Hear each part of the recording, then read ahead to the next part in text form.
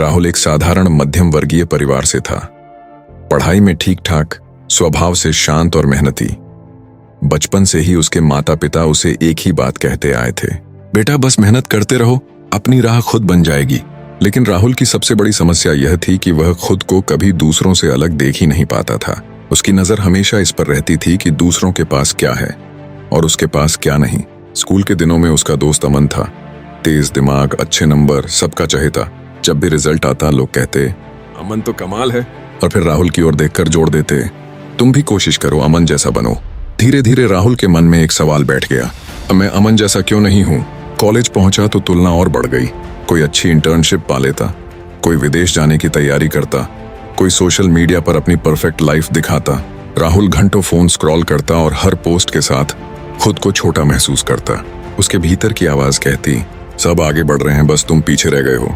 वह मेहनत तो करता था, लेकिन दिल से नहीं, क्योंकि अब उसका लक्ष्य सफलता नहीं बल्कि दूसरों से आगे निकलना बन गया था।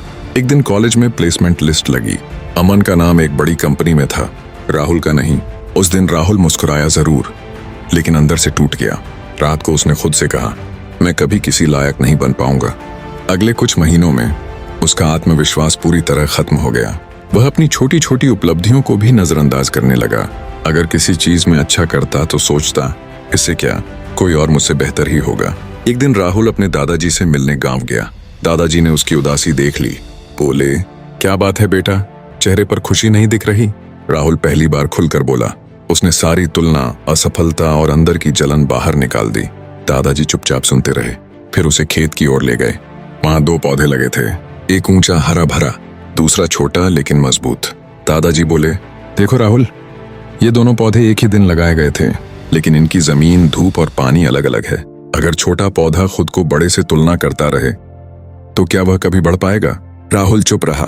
दादाजी ने आगे कहा, समस्या यह नहीं है कि तुम कहाँ हो, समस्या यह है कि तुम किसे देखकर खुद को तौल रहे हो।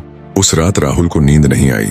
वह सोचता रहा, क्या सच में वह अपनी जिंदगी जी रहा था या दूसरों की जिंदगी से मुकाबला कर रहा था।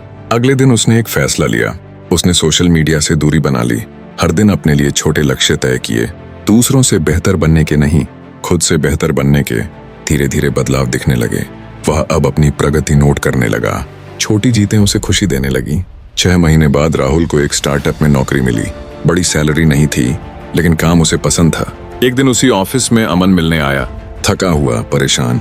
अमन बोला, यार राहुल, सब कुछ होते हुए भी मन शांत नहीं है। उस पल राहुल को समझ आया, जिससे वह सालों तक तुलना करता रहा, वह भी अपनी लड़ाई लड़ रहा था।